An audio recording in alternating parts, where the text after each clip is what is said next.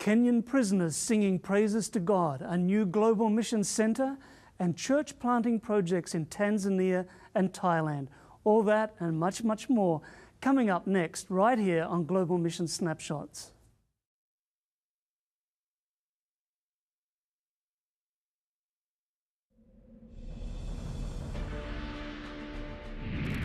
Just before he went up to heaven, Jesus gave us a command. He gave us a mission. Jesus said, "Go. Go unto all the world, telling them of His love." This is our mission. This is our global mission.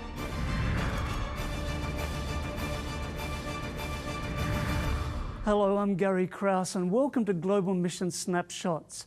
If you're a regular viewer of Global Mission Snapshots, you may have noticed that we have an increasing emphasis on mission in urban areas of the world. Today we'll be talking with Gerson Santos, Director for the Global Mission Center for Urban Ministries. This is a new center focusing specifically on touching the lives of people in large cities. And we'll also be talking with Rick McEdward, Director of the Global Mission Study Centers, about the Tentmaker program. We'll go to a Kenyan prison and we'll meet a woman doing her part to provide health care in her community in Tanzania. But first, let's visit global mission projects in Thailand. About 2 hours outside of Thailand's capital city, Bangkok, lies the town of Sriracha. The Seventh-day Adventist Church is growing here. This is a global mission pioneer, a church planter, dedicated to sharing God's love with the people in this area. ที่จริงเราทุกคนที่เกิดขึ้นมาในโลกใบนี้นั้นเราเกิดขึ้นมาเพื่อพระเจ้านะครับ This global mission pioneer and another Thai pastor visit people in their homes to teach them about Jesus. This small group is just a handful of those interested in studying God's Word. Many who attend these small groups are not Christians. They ask questions because in their hearts they see the truth of the Bible and want to know more. When some Buddhists they are interested and would like to learn more about Christianity, actually we feel so very happy, even they not so much, but just only 1-2 people only, but we feel like they are interested and we thank God that. Not long ago, this church and community center were built in Sriracha. The global mission pioneer and church members reach out to the community in various ways. They run language classes, play soccer, and hold Bible studies, and people have responded positively. We would like to provide this place for the community here around the people here that they are non-believer, and then we would like to serve the congregation by having school, having the soccer ball field, and also at the same time we have a center to service the community. Seventh-day Adventist church members around the world help fund this church and community center. These buildings have a great impact on reaching the needs of the people in Sriracha.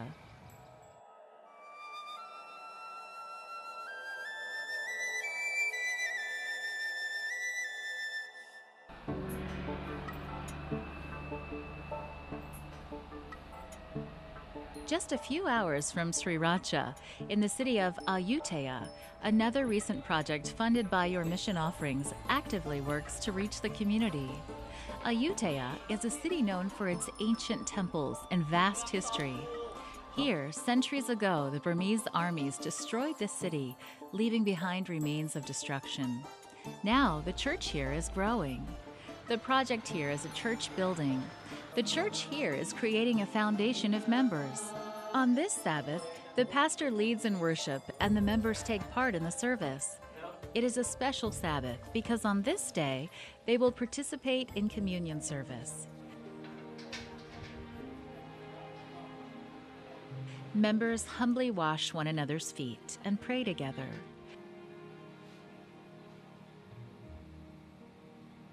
As they re-enter the church, their thoughts are with God. The members ask God for forgiveness and courage to serve Him each and every day.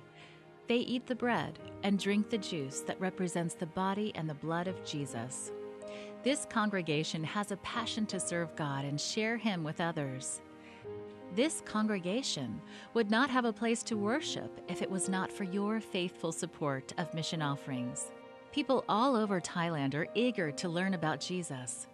With the help of Adventist pastors and global mission pioneers, they will come to know him.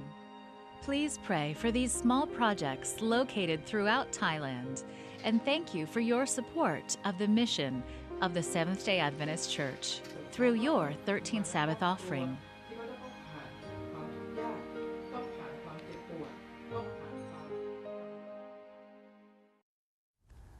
It's my pleasure to introduce our guest, Pastor Gerson Santos. Pastor Santos is one of the church leaders in the greater New York area of the United States, but he is also the director of the Global Mission Center for Urban Ministry. And Gerson, thank you so much for joining us. My pleasure.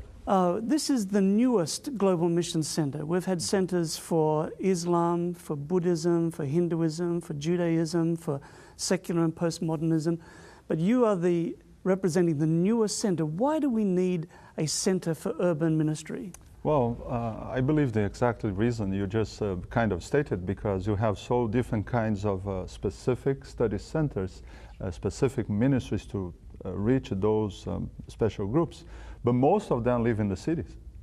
And so there are something in common among all of them. And recently, as we saw the growth of people living in the city, it's amazing. The last 200 years, we have a large percentage of population growing in urban areas. So there is a special need for that. And historically, if we're going to be honest, the Seventh-day Adventist Church has not done well in urban areas, mostly. That's true, and there are several reasons for that. I would say first of all, probably because it's very costly. Everything in the city costs much more. Traditional, I think our pioneers were people that came from farms or small towns, so it's easy for them to operate in a setting that will be more familiar to them. And later on, I think, was a kind of emphasis in leaving the city because of the challenges and the dangers of the city. We kind of develop a culture of avoiding the cities. So, Gerson, what are we finding in the cities in terms of ministry? What is working? What sort of models are we finding that are having an effect? I can list to you at least a few to illustrate some of the most impressive ministries that I think have been very effective. I would say number one is small group ministries. I really believe that small groups is the best setting to develop and to make disciples. Yes. And this is our main goal, to make disciples. So the small group ministry has been very effective anywhere in the world, any culture, any language group, and you can imagine. And I've seen so many places that I could tell you for sure, small group ministries, this is the best and the number one ministry to develop in the cities to make disciples. I would add to that probably mission communities, something that is larger than a small group. It is stronger than just a small group meeting in a home, but maybe it could be a group of small groups, let's say 2 or 3 small groups coming together once a month or once a quarter, or having a department or a ministry from a local church or institution organizing a missionary outreach. And I've seen in a couple of places this work, in a wonderful way. Another one I would say is church planting. When you trying to reach a specific group, like you mentioned in the beginning, Jewish, Muslims, Hindus, or secular people, you need to plant a new church, because most of the churches established in the area won't be fit enough to receive, welcome, and integrate into their ministry, because that's another challenge. It's not just to be,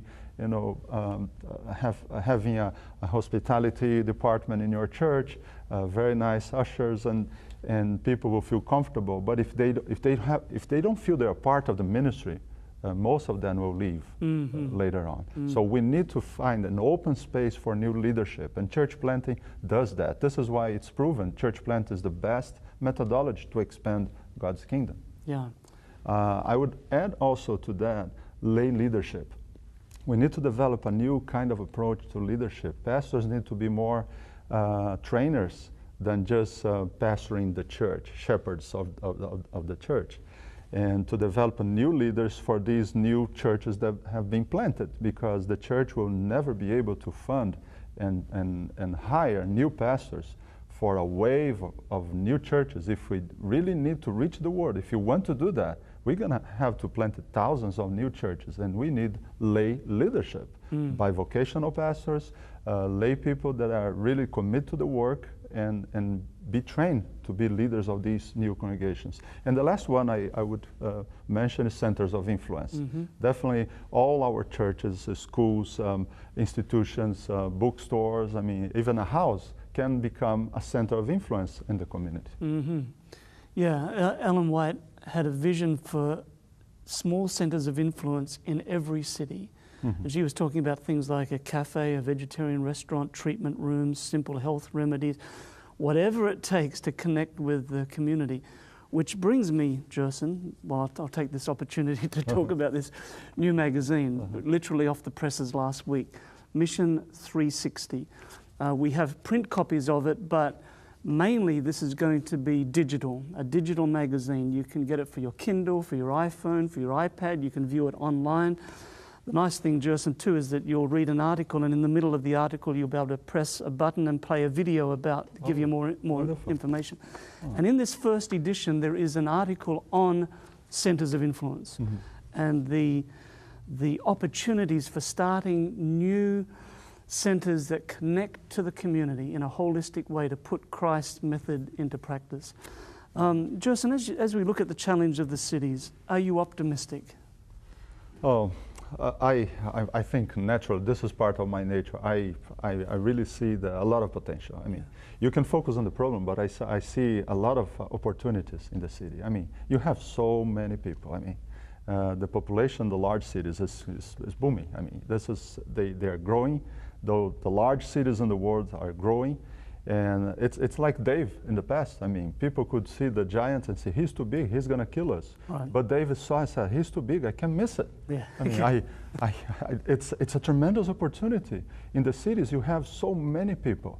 We need to find a way to connect to some of them and reach them for Christ. Fantastic. Gerson, thank you so much for joining us. My pleasure. And viewers at home, again, this magazine, just go to mission360mag.org and you'll find it. And if you want to find out more information about Adventist Urban Mission, go to missiontothecities.org. That will tell you everything that is happening. There'll be resources, information, so much that you can pray for.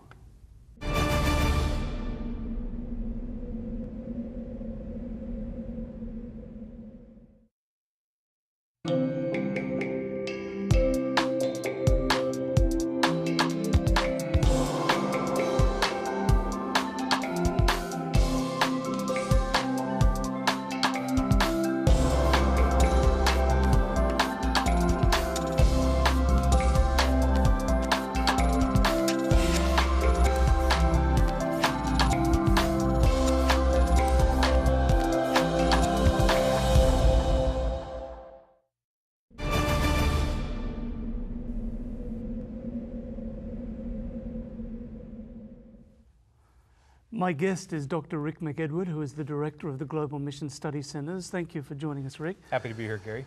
The Apostle Paul, when I think of him, I'm thinking of a wonderful preacher, I'm thinking of a church planter, but what was his real profession? Yeah, we always think of him as the world's greatest evangelist, but he was really a tent maker. He knew how to use a needle and thread with the canvas and make tents. So how is that important when we're thinking about mission? Well, ultimately, the Apostle Paul was the very first self-supporting missionary.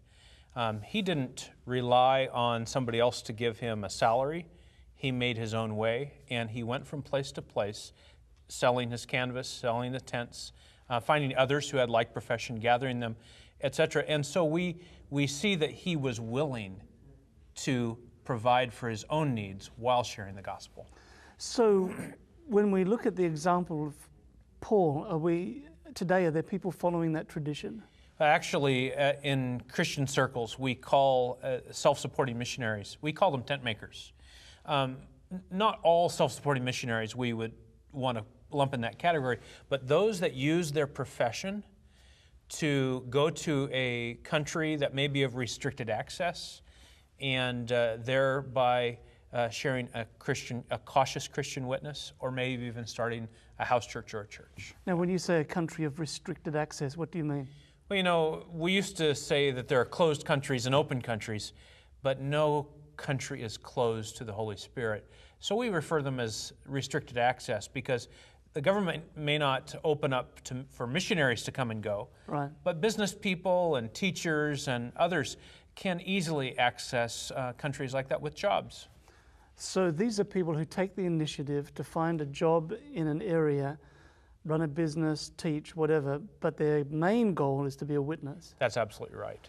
So are there many of these tent makers today? Actually, the numbers are hard to calculate because not everybody goes through an organization. Right. But yes, there are thousands of tent makers around the world, and often found in some of the hardest spots where we wouldn't normally want to go.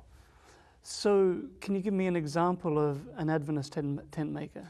Well, absolutely. I know of a family who's been serving for quite a number of years, and they have located in a restrictive access country. One is a teacher, another does a small business, and one by one they make friends and generate interest. Why are they doing this? Because they want to share their faith.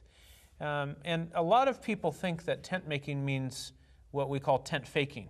In other words, you fake getting a job so you can go in and start a church. But we're talking about people who are doing a legitimate job, Right. who are doing the very highest quality work possible, who have integrity with their boss and coworkers, and therefore use that as an avenue for sharing what's genuinely going on in their hearts.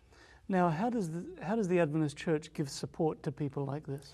Well, we have had a tent making program for quite a long time, and we are right now giving more exposure to this because we realize that traditional structures may not always be able to meet the needs of the world field. You know, we have many places that if I sign up as a missionary, I may not be able to go.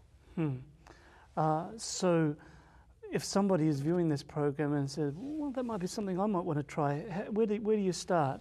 I think the best place to start is to contact our office at Adventist Mission. I think that there is a way to find information by contacting me there, info@adventistmission.org. And I think that we can also support people who are looking for places to go by sharing with them where the greatest needs are. Is this something that is dangerous? Is it risky? It doesn't have to be. You know, I've lived in a number of countries that people say, oh, I couldn't live there Right. because it's risky. But if we're there as people, not as missionaries sent, but as people who build friendships, who do our work well, we're not talking about something that's illegal, because every country, people are allowed to ask questions. And when we live our faith with integrity, people are naturally going to ask us questions. So in the training sessions for tent makers, what are the sort of principles that are shared with them? Well, naturally, we want people to understand how to do cross-cultural ministry. Right. There's a lot of understanding. We assume a lot that people everywhere think just like us, but as soon as we get out of North America, or whatever country you're from, we find that there is worldview patterns, cultural customs, and different things that make people understand life differently. So we have training that helps people understand, but we also talk about the incarnational ministry of Jesus. Tell me a little bit more about it. The incarnational ministry of Christ, you know, he had the comforts of heaven. He had all that anybody would ever want. And what did he do? He gave it up. He came into a sin-sick world. He was born into a barn with flies and cockroaches and animals. And he lived his life among the people, telling the stories of the people, connecting with people, understanding the ailments that people have. And so Jesus was one among us. And that's what mission is. So it's not a quick sortie in to deliver information and then escape out quickly again. We tend to do that because it's easy. But the reality is Christ's commitment was until death. That's right. And oftentimes we haven't considered the cost. Yeah. Thank you, Rick, for joining us today. Pleasure. And viewers at home, please pray for tent makers. These are people who are extremely committed. They have moved to different areas for one purpose, and that is to be a witness for Jesus Christ. And that can be discouraging, it can be lonely at times. Sometimes they don't know what their next step will be, and it is encouraging for them to know that there is a world church who are there praying for them, supporting them, and who care for them. If you want to find out more information about tent making, just go to adventistmission.org.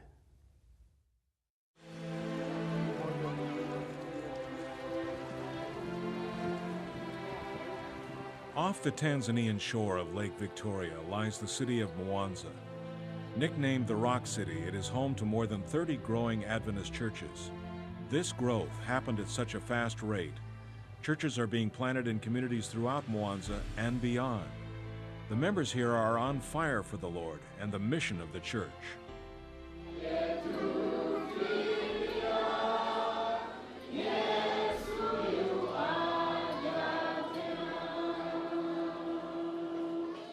One of these members is Priska.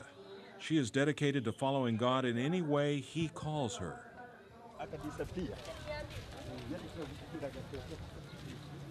Throughout the week, she works hard to support a modest life. Priska sells vegetables and herbs at a local market, many of which have medicinal values. She works long days in the market, looking forward to the Sabbath when she can rest and spend time with Jesus.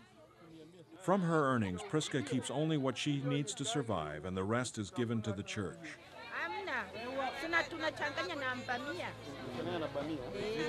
At home, Priska lives in humble quarters. She praises God for what she has and loyally spends time with Him. Outside her home, she allows people to use her property to create bricks. The small amount of money that comes from this goes directly to the church. She doesn't keep a single coin for herself. She feels strongly that God will provide for her as long as she is faithful to Him. Priska and other members in Mwanza are committed to the mission of the Seventh-day Adventist Church. They willingly sacrifice what they have so that they can help others learn about Jesus. Here in Mwanza, there is a great need for a hospital. The small Adventist health clinic here is overcrowded because people in the community trust Adventist doctors. The members here give everything they can so that they can see a hospital here someday. Construction has already begun thanks to the faithful giving of the local church members. On this particular Sabbath, 33 goats, 3 cows, and 1 sheep were pledged to the church so that they can be sold and the money can be used to continue building. Thank you for supporting projects like this around the world by giving to your 13th Sabbath offering each quarter.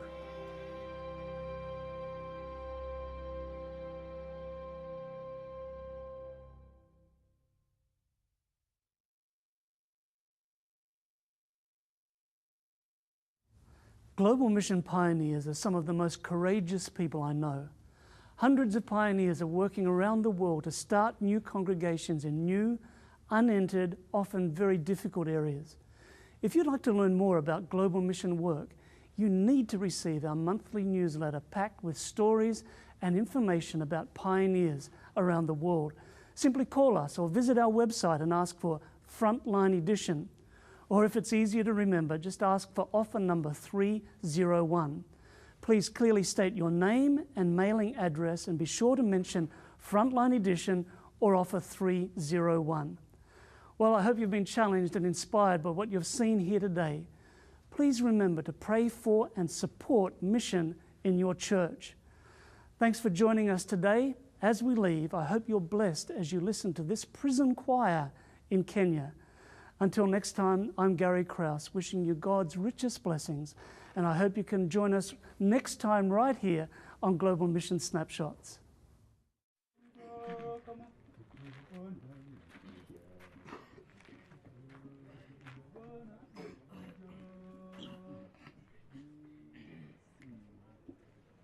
Siku ya Bwana inakuja kama vile mwivi ajavyo.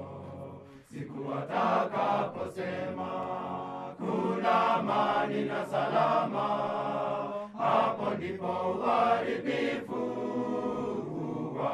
huwajiapo. Siku ya Bwana inakuja kama vile mwivi ajavyo, siku atakaposema kuna amani na salama, hapo ndipo uharibifu huwajiapo. Ndugu, tukeshe tukiomba, tukipiga parapanda kila siku, ili walalao usingizi wapate kuokolewa. Ndugu, tukeshe tukiomba, tukipiga parapanda kila siku, ili walalao usingizi wapate kuokolewa. Walalao usingizi waulala usiku, nasi tulowa mchana tuwe na kiasi na kuvaa kifuani imani na upendo wa Bwana. Walalao usingizi waulala usiku, nasi tulowa mchana tuwe na kiasi na kuvaa kifuani imani na upendo wa Bwana. Ndugu, tukeshe tukiomba, tukipiga parapanda kila siku, ili walalao usingizi wapate kuokolewa. Ndugu, tukeshe tukiomba, tukipiga parapanda kila siku, ili walalao usingizi wapate kuokolewa. Ndugu haumo gizani hata siku ile, sikupate kama mwivi, kwa kuwa umetiwa nuru, uangaze kote kote hadi Bwana atakaporudi. Ewe ndugu haumo gizani hata siku ile, sikupate kama mwivi, kwa kuwa umetiwa nuru, uangaze kote kote hadi Bwana atakaporudi. Ndugu, tukeshe tukiomba, tukipiga parapanda kila siku, ili walalao usingizi wapate kuokolewa. Ndugu, tukeshe tukiomba, tukipiga parapanda kila siku, ili walalao usingizi wapate kuokolewa.